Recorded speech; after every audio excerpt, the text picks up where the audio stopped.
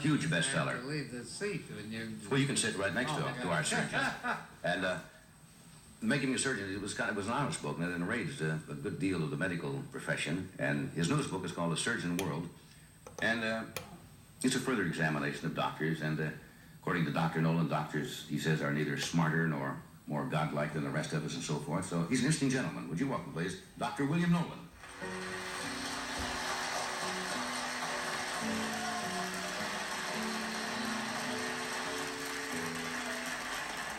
Yes, it's been some time. A couple of years since you've been here. Are some of your compatriots a little mad at you? Well, yeah, some of them are, but I've gotten over that, or over worrying about that sort of thing. And I feel, as long as I'm writing about things as they are, that's a pretty good defense. I haven't said anything in this book, and I don't think I said anything in the last book that should really get surgeons or doctors in general uptight. It's just... You're just trying to do away with the myth, I guess. A lot of people look up to their doctors being almost infallible and... Yeah, well, I mean, we're just like everybody else. We do the job that we're supposed to be doing. We're pretty well trained. We worry about our patients all the time, but, well, you know, we're capable of making errors or doing things that don't work out too well. You said in the book that doctors don't have to be particularly smart or be good students to be a doctor. Well, now, most people would think just the opposite. You'd have to be pretty brilliant. I'm sort of living testimony to the fact that you don't have to be that brilliant. You know, I got through high school art, but I was sort of a B plus student, and I didn't manage to flunk one subject when I was in college, and I still got into medical school. It's a lot tougher now, really. I don't think... What was the subject? I hate to admit it was Greek. Greek? And, well, yeah, it was really sad. You're not called upon to often do a Greek operation. Or even Latin, for that matter. I passed Latin. But it's very difficult to get in. I don't think I could get in at this particular point. Medical schools, like most colleges, tougher now? Oh, yeah. There are something like 40 or 50,000 applications for 12,000 spots in the freshman year this year. And they're turning down kids who have high B plus averages, which is sort of sad, really. Yeah, but they say there's a great shortage of doctors in certain areas of the country. What's going to fill that gap? I don't know. Not in your major cities, particularly. No, the major cities, they're overloaded with certain specialties. I mean, I'm a surgeon. I practice in a small town where I'm the only surgeon. Litchfield, Minnesota? Litchfield, Minnesota. Right. I'm the only surgeon in the county out there. And in the big cities, there are surgeons sitting around buying coffee for the pediatricians and the internists, trying to get somebody to send them a case. Where I am, the problem is trying to get everything done. Is that why you chose a small town? Yeah, that's why I chose a small town. Well, I spent 5 years at Bellevue, those 5 years that I wrote about in the first book, and I thought, well, look, I've spent all this time learning to be a surgeon. I want to go someplace where I can surge. And the place where I thought I could surge best was Litchfield. There was no surgeon out there. There was no one in the county. I knew about the place, and I went out there. And even there, it was kind of surprising. When I first got there, I thought, well, people are going to be knocking on the door saying, look, we've been waiting for you. You know, I need my gallbladder and I need my hernia fixed, that sort of thing. It just didn't happen. The GPs out there have been doing surgery for all these years without me, and they were doing a good job, and the patients were perfectly content to let them go on doing their thing.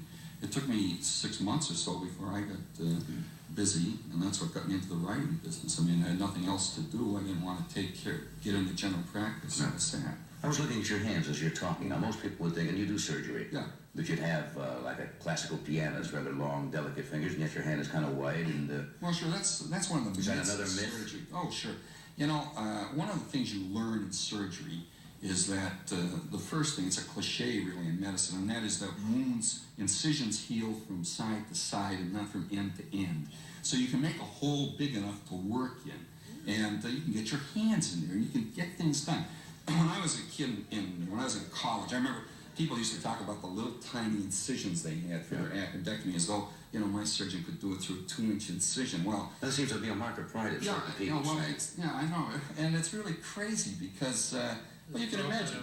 You open them up and see what's in there. If you're having a problem in surgery, the first thing I do, if I find that I'm having a problem seeing what I'm trying to do, is I add an inch on either end of the incision.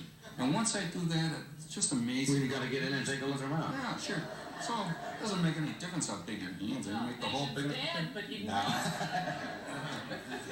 Can I ask you, do doctors do a lot of operations, or are you aware of it anyway, that are not needed? That is one of the, some critics say that doctors perform a lot of surgery, because there are doctors, I'm sure you know, who like to do surgery, and for a fee, I'm not trying to put you in any box at all. But Sure, well, you can put me in the box if you want. Because I don't think anybody's got the figures on that. Now, does it happen? Yes, it happens. I'm sure it does. I mean, I've seen some unnecessary surgery. I mean, I've written about it in this book. But I don't think there's an awful lot of it done, and I don't believe some of the statistics you see. I think what happens is this, that when you get into a situation where there are too many surgeons around, really, more than you need, then a man's judgment is apt to go to become less than optimum. In other words, every kid that I see with a bellyache, you know, what does the family know? They don't know what this boy has. If I wanted to tell them all he has, every patient that comes in, I could make the diagnosis of appendicitis. Well, of course I don't. Most of the time it isn't appendicitis. Your judgment, if you haven't, you know, if you've got to pay the rent, then maybe you say, well, we better have a look at this one. And that's not good, but I'm sure it happens. And I don't think the men that do that feel as though they're doing anything wrong, but they get into a spot where their judgment is something less than optimum, and they operate more than they should. There are a few real bad apples who do things even when they know they're not necessary, but I don't think there are very many of them. there's a big article in the New York Times this week. I know it was reprinted out here, not about, and I can mention his name because he's in the news, Dr. Jacobson, I believe it was, Yeah. who has a practice, I guess he still does, and many, many famous people. And the New York Times had a 2-page article saying that he had been giving injections using amphetamines, and a lot of the medical profession you know, rose up and said this was terrible and so forth, and yet Dr. Jacobson defended it and says that he gives amphetamines, which is called speed, in such low dosage that it doesn't hurt anybody, or they cannot get addicted. Yeah. It's supposed to make you feel better and all of this. Where do you stand on something like that? You know? Well, of course, I've never done that. I mean, I don't practice I'm not in general practice, but I don't, you know, I have 5 partners who are all GPs. I don't know a single doctor in our county who has ever used dexedrine or amphetamines intravenously. I mean, not use them personally, I mean give them to anybody. I've never heard of it, frankly, and I read his defense in the Times, too. I mean, what he had to say about it. I don't know, I suppose we gotta wait until all the information is in on that. I've never used it. I can't believe that there are very many patients who need that sort of a trip. What do you know about acupuncture? It's, you know, this has become almost the chic thing to talk about the last couple of years since we've had that contact with China now, although they've been doing it for 4,500 years. Can we talk about that when we come back a little bit? Fine with me. All right, we'll take a break and we will come back and discuss acupuncture. If you're thinking about